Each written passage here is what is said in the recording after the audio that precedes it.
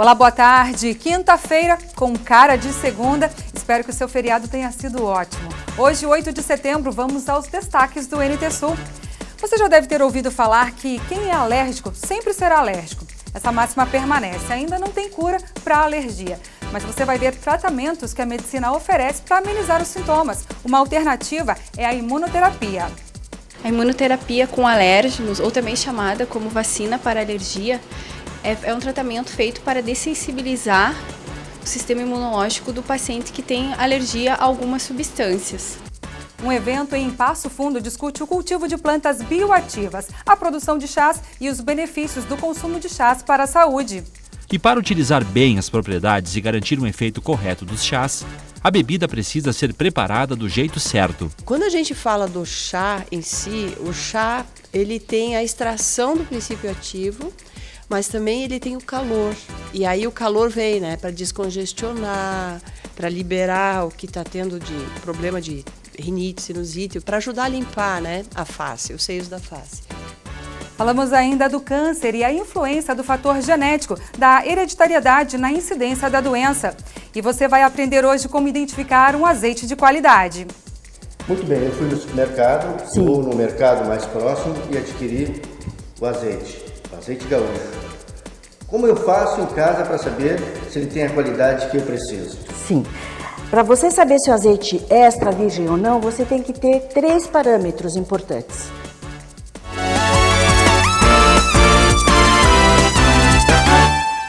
Meio-dia e 4 pelo horário de Brasília e começamos o NT Sul de hoje com uma boa notícia para os cachoeirenses. Depois de 7 meses de trabalho, finalmente na manhã de hoje, a ponte sobre o banhado Castanino, na BR-153, foi liberada para o tráfego de veículos. A nova ponte tem 100 metros de extensão e capacidade para 42 toneladas.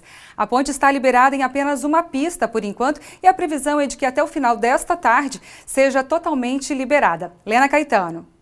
E a quinta-feira, retorno do feriado de 7 de setembro, reservou surpresa para muitos motoristas que chegam ou saem de Cachoeira do Sul pela ponte da Várzea do Castanino, a ponte que liga Cachoeira do Sul à BR-290. A ponte está com o trânsito restabelecido finalmente, depois de 9 meses. Em dezembro, no dia 27, a ponte antiga ruiu em função de uma enxurrada, de uma cheia do Rio Jacuí e desde então tem sido um transtorno constante. A antiga ponte teve que ser detonada, teve que ser totalmente destruída para a reconstrução desta nova estrutura que custou em torno de 10 milhões de reais. A gente observa nesta manhã de quinta-feira que lá no iniciozinho, na entrada do acesso precário construído, então para que os veículos pudessem chegar ou sair da cidade, uma máquina já trabalha na obstrução do acesso para que esse desvio não possa ser mais utilizado, na tentativa então de restabelecer possivelmente a configuração original deste local que na verdade é uma lavoura de arroz. Uma boa nova para os motoristas que chegam ou saem de Cachoeira do Sul pela ponte do Castanino, que já teve o seu tráfego, portanto, restabelecido a partir de hoje então. Darcy? Tá certo, Lena. Obrigada pela boa notícia. É o principal acesso à Cachoeira do Sul. Muito bom. Vamos ao comentário de política sobre a gestão Temer e o projeto de reforma trabalhista que está em pauta no novo governo. Será que os trabalhadores perderão direitos e terão a sua mão de obra precarizada? Veja o que pensa Júlio Mafuz sobre a reforma trabalhista.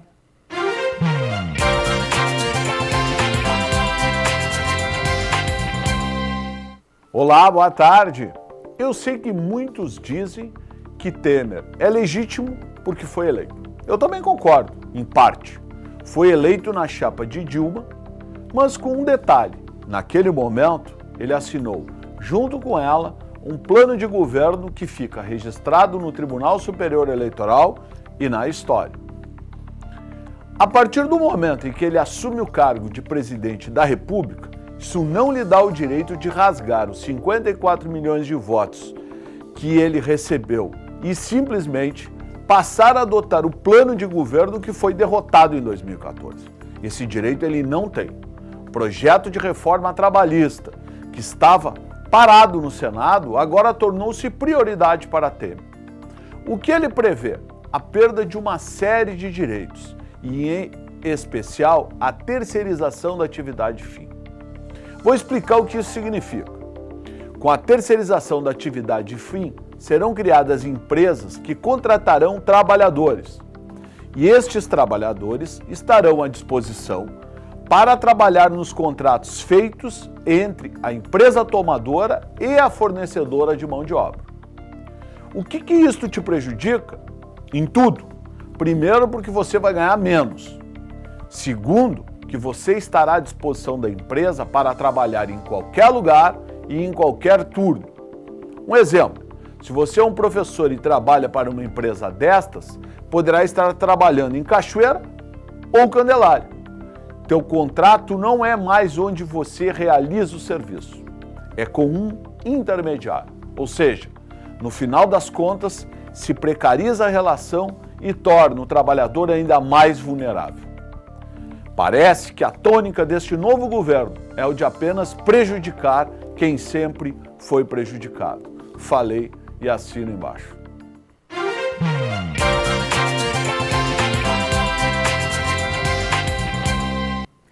Iniciada em 2010, as obras de recuperação do Porto Velho do Cais de Rio Grande ainda dependem da liberação de alvarás da parte elétrica para ser totalmente entregue à comunidade. O local é uma opção de lazer para os riograndenses e para os gaúchos de uma forma geral. A expectativa é realizar obras na orla até 2019 e o investimento é de pelo menos 300 milhões de reais. Veja na reportagem. A revitalização do cais do Porto Velho de Rio Grande está em pauta desde 2010. Quando as obras iniciaram a partir do chamado Setor Oeste, popularmente conhecido como Rincão da Cebola. Orçada em R$1,5 milhão de reais, conquistados pelo município, através do Orçamento Geral da União, levou aproximadamente 5 anos para ser totalmente concluído, devido à falta de aprovação e licitação de um projeto para a rede elétrica. Desta vez, a Secretaria Municipal de Coordenação e Planejamento pretende dar continuidade às outras 2 regiões do cais, com a promessa de abrir à comunidade maiores opções de lazer. Ele trata da área de entorno desses prédios históricos, mercado público, alfândega, biblioteca, Paço Municipal, Praça Xavier Ferreira, né? E ele envolve modificações, né? Abertura de espaços, né? para adotar essas áreas de acessibilidade, a qualificação de todo esse setor, né? Desde Almirante Barroso, toda a rua Riachuelo, recuperação do entorno dos pavilhões do Porto Velho, a abertura dos largos no entorno do mercado, né? Dotação desses espaços de acessibilidade, construção do novo terminal hidroviário. O valor estimado para a continuidade do projeto é de 17 milhões de reais, recurso indisponível no caixa do município. Assim, a solução da Prefeitura é a solicitação ao Banco Nacional do Desenvolvimento, decisão tomada em comum acordo com a Superintendência do Porto do Rio Grande no ano de 2014. Nas imagens cedidas com exclusividade à nossa equipe de reportagem, o plano destaca uma nova rota de trânsito das lanchas que fazem a travessia Rio Grande-São José do Norte, com a construção de um pequeno terminal próximo ao atual, para agilizar o deslocamento a partir do centro, e de uma nova hidroviária, para desafogar o fluxo de pessoas na zona destinada ao lazer. Entretanto, o terreno escolhido pela Prefeitura para o novo prédio é pertencente à União, o que pode atrasar a execução do projeto. Além disso, paralelo ao projeto físico e sem a responsabilidade da SMCP, um novo trajeto até a cidade vizinha está sendo estudado, dependente da abertura de um edital para empresas interessadas em prestar os serviços, assunto debatido em reunião no dia 8 deste mês, com a presença de representantes da Superintendência de Portos e Hidrovias do Estado e da Agência Estadual de Regulação dos Serviços Públicos Delegados do Rio Grande. É importante primeiro conhecer essa realidade de situação que não está funcionando bem, seja no aspecto de informações clara e precisa, seja no aspecto de segurança, de acessibilidade e construir uma solução. Só o fato de conhecer os atores, né, e depois facilitar a relação de qualquer meio, seja por telefone, por e-mail, isso já é um ganho. Classificar problemas com soluções de curto prazo, médio prazo e longo prazo. A Superintendência de Portos e Hidrovias, né, que é o poder concedente, viu através dessas reuniões a chance de progredir no assunto no que tange respeito a liberar essa licitação que vem há tanto tempo embargada aí de tantas intempéries. Conversamos com a Superintendência de Porto Rio Grande, que é uma superintendência co-irmã da Superintendência de Portos e Hidrovias, e definimos a área a fim de fazer oficializar essa área que hoje está ali para travessia de veículos e cargas. E aí, a partir daí a gente tramita isso para a Agergs e a Agergs continua a fazer o trâmite normal da licitação, né, do edital de licitação, que é o que a gente espera que saia em breve. São obras concomitantes, assim, né? Uma vez viabilizado esse montante, né, esse projeto ele deverá ser tratado de forma global, para que se façam todas as obras necessárias em uma única ação. 12h13. A seguir, vamos à cidade de Sarandi, aqui no Rio Grande do Sul, conhecer uma empresa que usa a energia limpa do sol. A malharia produz quase 80% da energia que consome. A média mensal de economia gira em torno dos R$4.000. Tudo graças aos 212 painéis instalados ainda em maio do ano passado.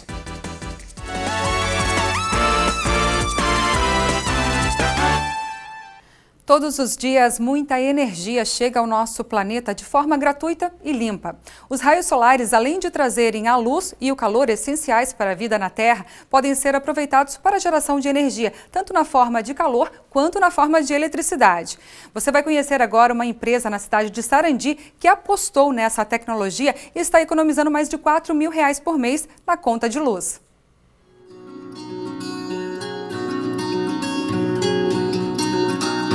Ainda não existe um símbolo tão brasileiro quanto o sol.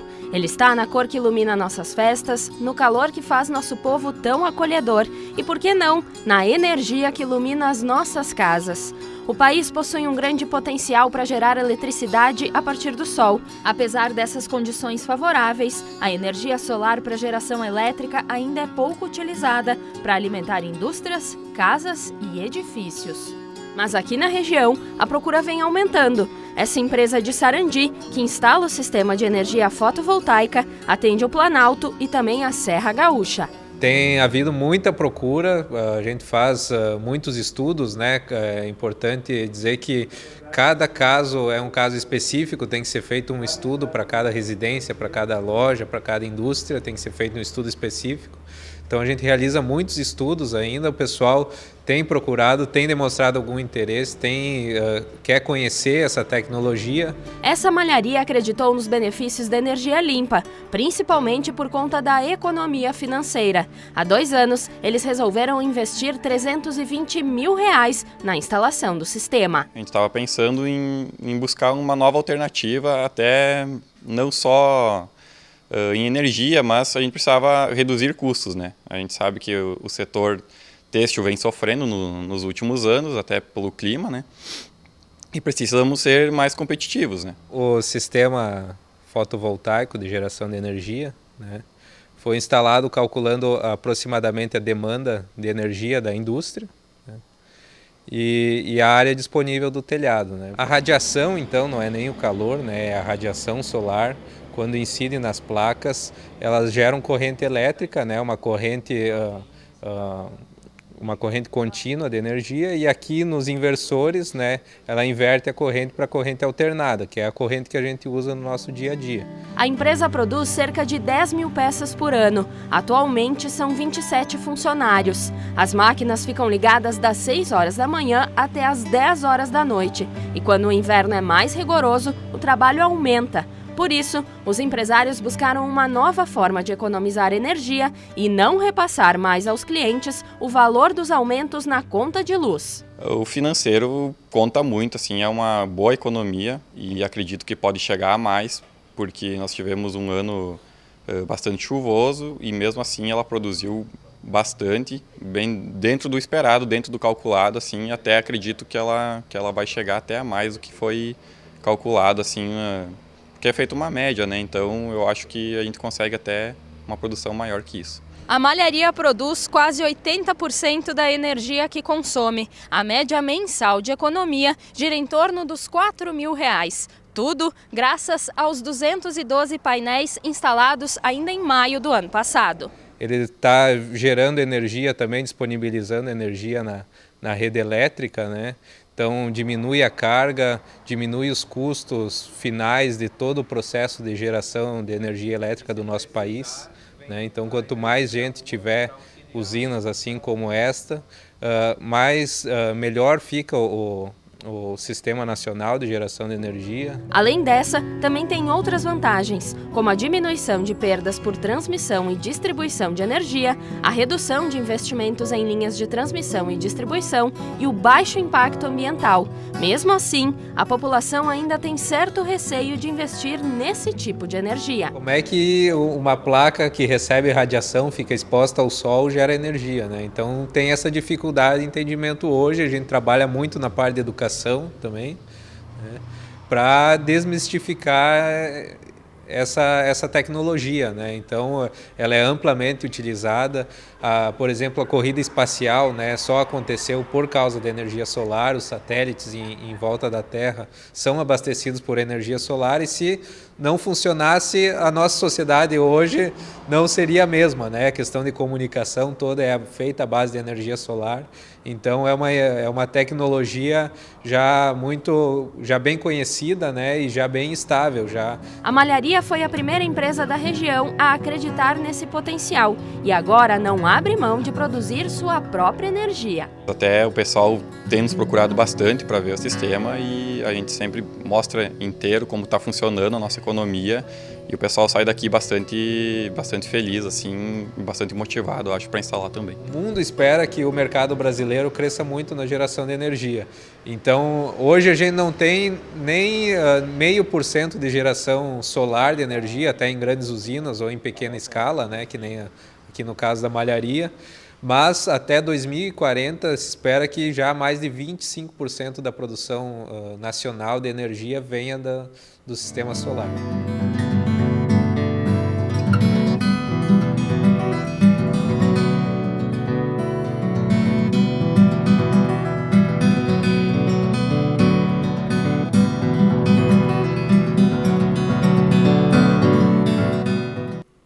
Andar a cavalo, subir em árvores, correr na chuva. Essas são atividades cada vez mais difíceis entre as crianças de hoje em dia.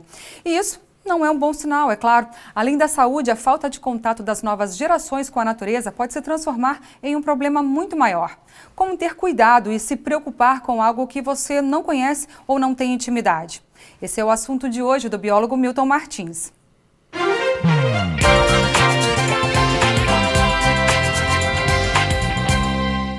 Olá! Crianças que não brincam na natureza não se preocupam em protegê-la. Você sabia que os ativistas ambientais costumam ser pessoas que passaram a infância imersas na natureza? Se um futuro melhor depende das gerações que ainda estão por vir, então algumas coisas precisam mudar. Em um artigo escrito por George Monbiot, do jornal britânico The Guardian, o autor coloca em xeque as consequências da falta de contato das crianças atuais com a nossa natureza. A cada ano que passa, as crianças estão mais presas dentro de suas casas. Segundo Monbiot, lá do Reino Unido, apenas 1 em cada 10 crianças tem o hábito de praticar atividades ao ar livre e ambiente natural. Em contrapartida, os adolescentes que têm entre 11 e 15 anos gastam metade do dia em frente a uma tela, seja de um computador, televisão ou até mesmo smartphone. A situação é semelhante em diversas partes do mundo, inclusive aqui no Brasil. O autor cita várias hipóteses para essa mudança. Enquanto nas décadas passadas as crianças tinham mais autonomia para brincar na rua e até mesmo se deslocarem sozinhas, hoje os pais têm que lidar mais com a questão do medo, da violência e do trânsito e também de pessoas estranhas. Assim, ficar dentro de casa é a opção mais prática, mas não a melhor delas. Monbiot coloca esse novo hábito chamado doméstico como algo muito perigoso, principalmente para a saúde. A inatividade dos jovens resulta em doenças como diabetes, obesidade, raquitismo e o declínio das habilidades cardiorrespiratórias. Muitos desses problemas seriam evitados se as brincadeiras em meio à natureza fossem mantidas. Como é possível conduzir um estudo, né? Isso foi concluído também pela Universidade de Illinois, nos Estados Unidos. A pesquisa de lá sugere que brincar na grama, entre árvores, ajuda mesmo a reduzir os sintomas do déficit de atenção e dos problemas de hiperatividade. E eu diria também que as crianças deveriam brincar mais com os animais domésticos. Além da saúde, a falta de contato das novas gerações com a natureza pode se transformar em um problema muito maior. Como ter cuidado ou se preocupar com algo que você ainda não conhece ou não tem intimidade? Essa é a questão levantada pelo britânico. Para ele, os ativistas ambientais, as pessoas que se preocupam com o meio ambiente, costumam ser pessoas que passaram a infância imersas na natureza. Sem um sentimento pelo mundo natural e sua função, sem uma intensidade de envolvimento das experiências da infância, as pessoas não vão dedicar suas vidas à proteção, conclui o artigo. Diante dessa situação, eu lhe desafio a fazer algo diferente, no dia de hoje, com sua criança, a criança que está aí ao seu convívio. Que tal brincar ao ar livre? É só a chuva nos deixar fazer isso, né? Temos várias opções criativas, mesmo sem termos parques com a devida infraestrutura. Leve seu filho no aeroclube, por exemplo, para brincar com as árvores, pinos e colher algumas pinhas. Vá ao final aqui da Rua Moron para ver o nosso rio Jacuí. Que tal conhecer o Parque Vitec? Enfim, seja criativo, movimente-se. Era isso aí por hoje e até a próxima.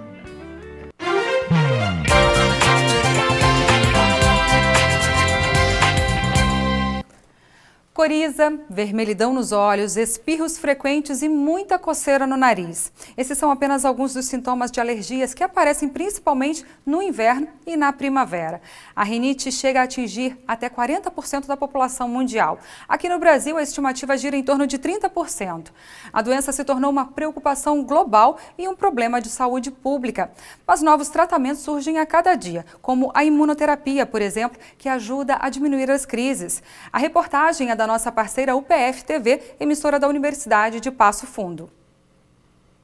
Ácaros, pólen, mofo e pelo de animais são os principais vilões para os alérgicos e principalmente para quem tem rinite. Sorte de quem não desenvolveu essa alergia. Rinite é uma inflamação das vias aéreas, tá? Da mucosa, né, que é a parte que reveste a nossa via aérea, causada por algum fator externo, geralmente alérgico ou não, né? Os sintomas principais da rinite: a coceira no nariz, espirros em salva, que é aqueles espirros um atrás do outro, né?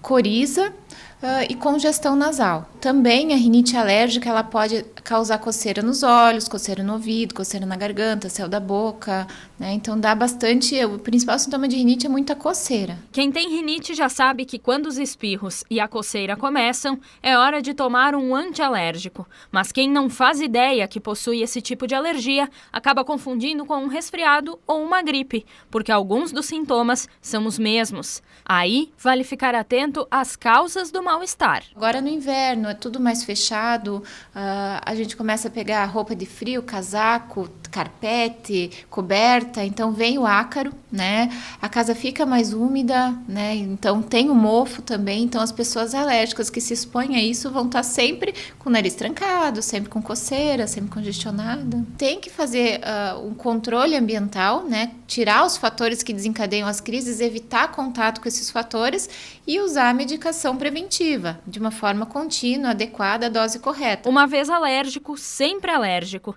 E para tentar contornar as crises, novos tratamentos aparecem com a evolução da medicina e com o passar dos anos, como a imunoterapia. A imunoterapia com alérgenos, ou também chamada como vacina para alergia, é um tratamento feito para dessensibilizar o sistema imunológico do paciente que tem alergia a algumas substâncias. Então, são tratamento feito a longo prazo, o tempo em média de 3 a 5 anos, ajuda para as doenças de rinite, asma e também para alergias de venenos, picada de insetos como formiga, abelha, vespa. Como o tratamento é prolongado, os resultados aparecem um pouco mais tarde. Com 6 meses, já dá para perceber certa melhora. É o caso do Juan. Desde janeiro, ele faz as vacinas para tentar diminuir as frequentes crises fortes de rinite. Uma vez por semana, ele deixa Tapera e vem para Passo Fundo para continuar o tratamento. Quando eu era pequeno, a minha mãe disse que eu já comecei desde criança a ter esse problema. Daí agora que nós começamos a correr atrás para ver de um tratamento para melhorar isso. Durante esses 6 meses, deu uma vez só uma alergia em mim. Então eu acho que está fazendo efeito as injeções. E com o tempo vai ter melhora nos sintomas da rinite, da asma e também vai melhorar a qualidade de vida, né? É bem perceptível a qualidade de vida desse paciente. Em torno de 4 a 6 meses, a 1 ano, já começa a aparecer o resultado, a melhora. Mas cada caso é um caso. O tempo de imunoterapia pode variar de pessoa para pessoa e esse tratamento deve ser feito junto com o uso de outros medicamentos prescritos por um alergista. Só assim vai ser possível diminuir a incidência das crises, já que a rinite ainda não tem cura. E em praticamente todas as famílias brasileiras sempre tem uma receitinha caseira de chá. É chá para sinusite, para gripe, dor de garganta, combate ao colesterol. Um evento que já está na 10ª edição discute o cultivo de plantas bioativas, a produção de chás e as políticas públicas para aumentar o consumo e a produção desses produtos. É a 10ª reunião técnica estadual sobre plantas bioativas que acontece em Passo Fundo. É muito comum no dia a dia as pessoas usarem de chás para combater algum mal-estar ou até mesmo aquela gripe mais forte. E tem gente que evita usar medicamentos para aproveitar as substâncias naturais das ervas medicinais.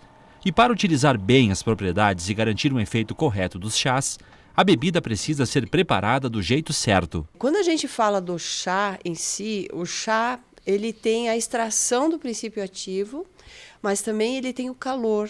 E aí o calor vem, né, para descongestionar, para liberar o que está tendo de problema de rinite, sinusite, para ajudar a limpar, né, a face, os seios da face. A natureza é generosa com o ser humano. Oferece uma infinidade de plantas que ajudam a tratar os males do corpo. Cada planta tem princípios ativos que atuam no combate a viroses. Isso ocorre porque, ao ser consumida em forma de chá, a planta fortalece o sistema imunológico diante de vírus e bactérias. E nos dias frios, usar dos benefícios do gengibre, alho, limão com mel, guaco e tantos outros ajuda no combate à gripe, por exemplo. Tudo existe na estação, está tudo ali na estação. Então, se a gente se alimentar corretamente, bastante laranja, bergamota, alho, cebola, né, gengibre, e usar plantas da natureza próximas da gente, nós vamos conseguir estar levando e essa gripe vai passar menos forte. Mais de 30 espécies de plantas medicinais já foram identificadas pela Embrapa só na região sul do Brasil. E o norte e a serra do Rio Grande do Sul são os que mais aproveitam o clima do estado para produzir ervas medicinais, destinadas ao consumo no formato de chá. A UPF realiza pesquisas nesta área, porque este é um mercado em franca expansão. Tanto na área farmacêutica, na área econômica, agronômica, biológica, entre outros, tem um amplo espaço para ser desenvolvido. E a grande importância é que esse espaço está se abrindo cada vez mais. Então precisamos estar contribuindo com a comunidade com essa área que nos compete. A Universidade de Passo Fundo realizou em parceria com a Emater a 10ª reunião técnica estadual sobre plantas bioativas e seminário regional de plantas bioativas. Por 3 dias, extensionistas da Emater, engenheiros agrônomos, técnicos agrícolas, produtores rurais e estudantes da UPF debateram políticas públicas, pesquisas, cadeia produtiva e o mercado de ervas e chás dos últimos 10 anos no país. As plantas bioativas envolvem as plantas condimentares, aromáticas, medicinais e tóxicas. Em relação às plantas medicinais, nós estamos com 10 anos de políticas públicas voltadas para o setor. E se a sabedoria popular diz que é melhor prevenir do que remediar, então intensificar pesquisa e conhecimento no cultivo e produção de ervas é o que pode fazer a diferença no futuro. É uma maneira do poder público economizar em remédios e o cidadão ter uma alternativa mais saudável para combater as doenças. O ideal é se consolidar a cadeia produtiva. O que é? Nós termos o agricultor para produzir e nós termos a quem consuma, né? Então, esse consumo ele pode ser feito através do chá como alimento, mas também pode ser feito através da transformação das plantas bioativas, plantas medicinais, no caso, em fitoterápicos, né? Que possam ser disponibilizados para a população. Pela indústria farmacêutica também. Exatamente, então envolve uma cadeia muito grande, não é só a plantinha medicinal que se tem lá em casa, mas também é um desafio para até uma possibilidade de redução de custos com a sua implantação para o Sistema Único de Saúde. E na UPF, toda semana tem feira ecológica. Além das verduras e legumes, as ervas de chás também são procuradas. Em casa costumo usar o chá de guaco, né, para garganta, enfim, para gripe. Camomila é rotina sempre lá em casa, mais ou menos são esses que a gente utiliza. E especialmente em feiras ecológicas como essa, que a gente sabe que não usam agrotóxicos na produção dos alimentos, é a nossa escolha preferida. Ainda na área da saúde, falamos agora de uma doença bem mais grave, a leucemia, que é um tipo de câncer no sangue que começa na medula óssea. A doença acomete todas as faixas etárias, sendo mais frequente nos idosos. A repórter Gabriela Belo conversou com uma bióloga que trabalha no Laboratório de Oncologia e Hematologia do Hospital Universitário de Santa Maria. Patrícia Brits atua diretamente no diagnóstico e monitoramento da leucemia. Então, o paciente chega com uma suspeita clínica e, a partir dessa suspeita clínica, a amostra de medula óssea é direcionada para 4 laboratórios, onde nós vamos complementar a suspeita e direcionar para o diagnóstico. E depois, ao longo do acompanhamento do paciente, ao longo do tratamento, a gente repete alguns testes que foram realizados ao início para verificar se ele está tendo resposta ao fármaco ou ao quimioterápico que está sendo utilizado. Contato com o paciente nenhum? Não, é só laboratorial, contato direto com o médico, é um apoio para o médico. E esse teu diagnóstico ele acaba resultando no tratamento que o médico precisa passar para o paciente? Isso, porque esses são exames, marcadores genéticos de análise de DNA, então ele direciona o tratamento porque o paciente vai responder, em alguns casos, a um tratamento específico. Diariamente, assim, quantos diagnósticos vocês chegam a fazer no laboratório? Bom, nós trabalhamos somente com leucemia, né? São 16 anos de atuação. Esse laboratório ele foi desenvolvido para o serviço de hemato-oncologia. Hoje ele está sendo direcionado a todo o hospital e vai ser ampliado para outras áreas também. Mas no momento que ele está em leucemia, depende muito da entrada de pacientes realmente da clínica, mas é em torno de 7, 10 pacientes por semana que são atendidos. Para mim é uma satisfação por poder realmente utilizar todos os conhecimentos teóricos que a gente acaba conhecendo, né, estudando, tanto em sala de aula quanto como aluna, e realmente dar um direcionamento, porque nós não fazemos pesquisa, nós utilizamos realmente o que é feito na pesquisa. Nós trabalhamos com as respostas, com trabalho aplicado mesmo, da biologia molecular. Então, realmente é uma satisfação para um biólogo poder dar esse retorno para a comunidade. E tem também o monitoramento, né? Que ele, depois do paciente com o diagnóstico, de tempos em tempos, vocês continuam acompanhando aquele caso. Isso, porque o paciente, uma situação, ele tem uma clínica onde está mostrando sintomas, né, da doença. E ele vai receber todo um tratamento e esses sintomas vão desaparecer. A partir desse momento, ele pode retornar com a doença, ter uma recidiva, e essa recidiva ela vai demorar para se mostrar clinicamente. E a biologia molecular, como faz a análise de DNA, e ela tem uma sensibilidade muito alta, nós conseguimos detectar muito antes dos sintomas clínicos. A gente já pode dizer para o médico que o paciente já está tendo recidiva ou que o paciente ele está bem porque ele não tem nenhum marcador que esteja voltando, porque ele recebe todo o tratamento e ele entra em uma doença chamada, ele entra em remissão molecular e depois ele pode voltar então a ter uma recidiva molecular. Isso é o que explica como a maioria dos pacientes que começam a fazer as sessões de quimioterapia começam a se sentir um pouco mais debilitados e depois de um tempo começam a reagir. Sim, no momento que ele está recebendo o tratamento, ele pode já ter uma resposta boa ou ele pode demorar um pouco mais. Isso vai depender muito justamente dessa... O avanço da doença. Exatamente, da genética de resposta também ao tratamento. Então, no momento que a gente consegue ter alguns marcadores para acompanhar essa resposta, o tratamento fica direcionado e individualizado. Muito obrigada pelas informações e bom trabalho em Santa Maria. Muito obrigada. 12h41, a seguir continuamos falando sobre o câncer, especificamente da influência do fator genético na incidência da doença. E você vai aprender também como identificar um azeite de qualidade. Muito bem, eu fui no supermercado, vou no mercado mais próximo e adquiri o azeite gaúcho. Como eu faço em casa para saber se ele tem a qualidade que eu preciso? Sim. Para você saber se o azeite é extra virgem ou não, você tem que ter 3 parâmetros importantes. Veja depois do intervalo, nós já voltamos.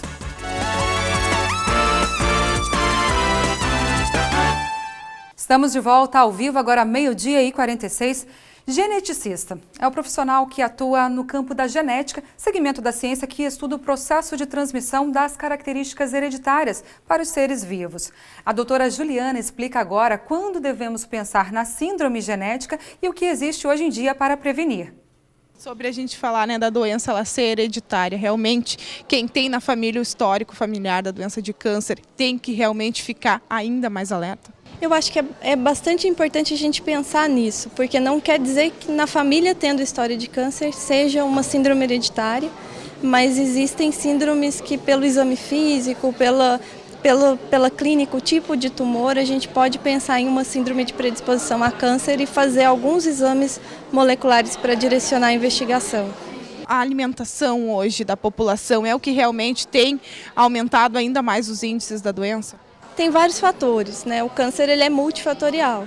Então tem fatores genéticos, tem fatores ambientais e a gente tem que sempre pesar alimentação, estilo de vida, tabagismo, etilismo, são todos fatores que contribuem. E se você tem uma predisposição genética, aí você tem mais chance ainda, maior o risco de desenvolver o tumor. E o trabalho que vem sendo desenvolvido no Hospital Universitário de Santa Maria hoje, o que tem de novo de pesquisa? De pesquisa, assim, nós estamos começando na área assistencial, então a gente tem começado a fazer alguns moleculares, alguns testes, alguma coisa.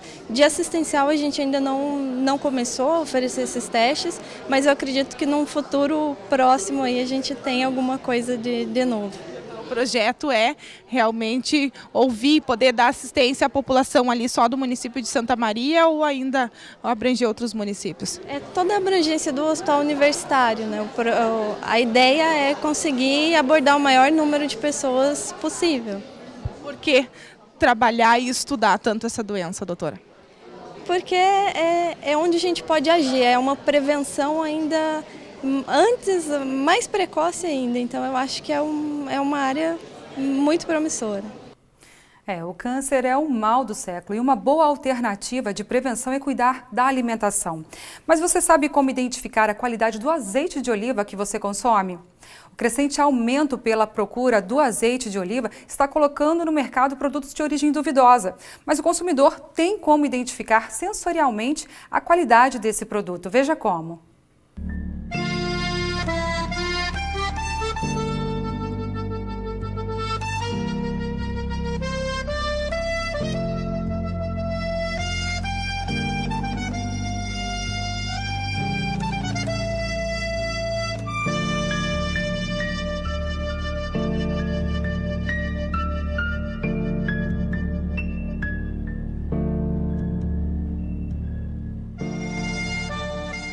Você sabe como identificar um azeite de qualidade? O que é um azeite extra virgem? A Cibele, que é produtora dos olivais aqui de Livramento, tem conhecimento disso. Cibele, como identificar? Bem, em primeiro lugar, o azeite extra virgem, para ser obtido, ele precisa seguir uma série de processos para chegar à qualidade, para levar o nome de extra virgem. Essas qualidades devem ser químicas e sensoriais. Para o consumidor final, o mais fácil é ele observar as qualidades sensoriais do azeite. Hoje aqui a gente vai aprender um pouquinho como analisar um azeite sensorialmente. Quase tudo afeta o azeite. O azeite, a distância entre a fruta e o processo na fábrica é muito importante. A conservação do azeite, ele demanda uma temperatura máxima de 18 graus para ser conservado no tempo. O azeite é diferente do vinho, ele deve ser consumido fresco. Quanto mais fresco, melhor.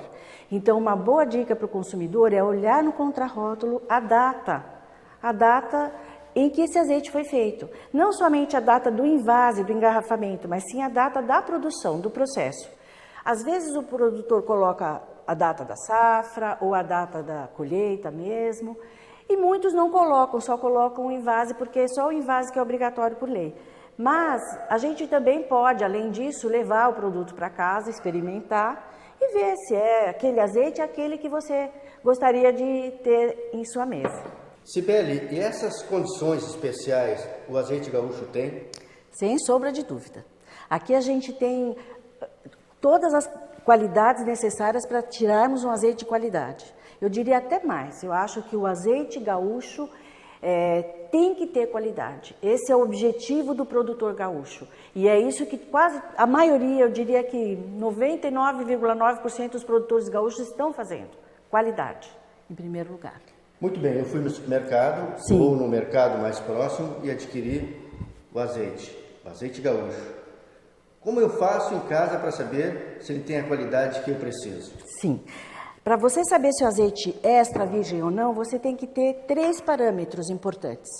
Um vai ser no nariz, primeiro, o segundo na boca e o terceiro na garganta. Eu explico assim de uma forma bem simples como se faz uma degustação.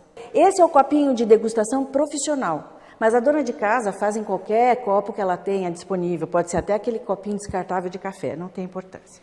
Primeira coisa, a gente vai pegar o azeite, deixa eu pegar esse que é mais suave, um pouquinho para ser o primeiro, tá bem. Uma pequena porção num copo, não precisa ser muito, vai ser o suficiente só para a gente poder sentir o aroma, que é muito importante. Depois que você aqueceu, você vai cheirar esse azeite. E o que você vai observar na hora que você cheira? Se esse azeite tem aroma de campo, é o principal.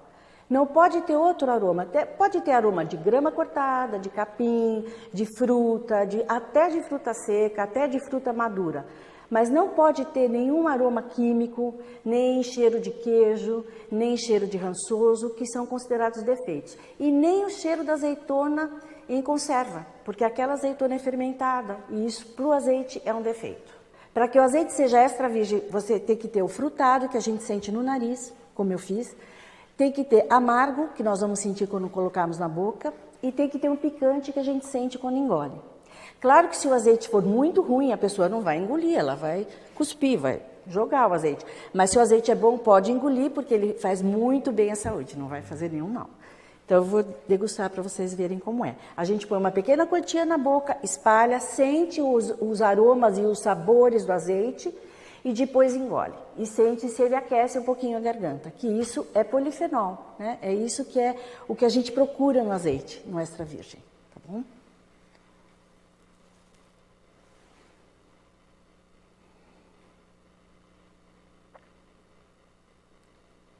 Bom, é um gosto muito bom, eu vou dar para você degustar também, para você poder entender o que eu estou falando. E realmente aquece a garganta e tem um amargo que a gente sente mais no fundo da língua, tá? Então vamos aquecer para ficar na temperatura ideal para a degustação. Aí cheirar. Tem aroma de campo?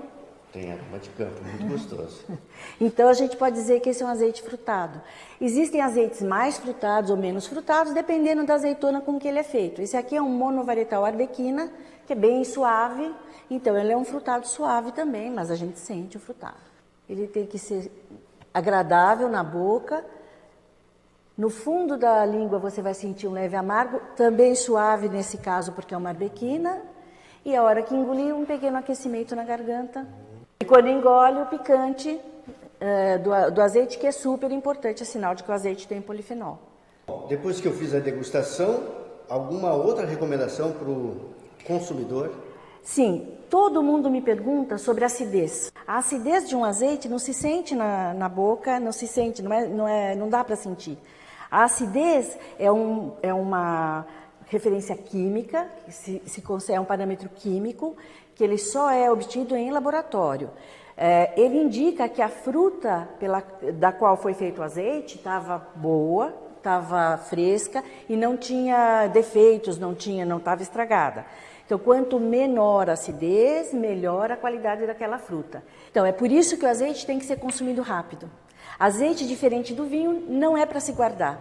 Quanto mais rápido se consumir, melhor. E nesse quesito, o azeite gaúcho ganha de qualquer azeite que venha de outros continentes, porque ele já está aqui. Eu consegui colocar na gôndola dos supermercados o nosso azeite dentro da semana da colheita. Um azeite que hoje é extra virgem, no futuro vai ser um virgem, e se ele não for consumido, ele vira até um lampante que é impróprio ao consumo humano. Muito obrigado. Então, nós agradecemos as recomendações da Cibele sobre a importância de conhecer, a hora de comprar, um azeite gaúcho de qualidade.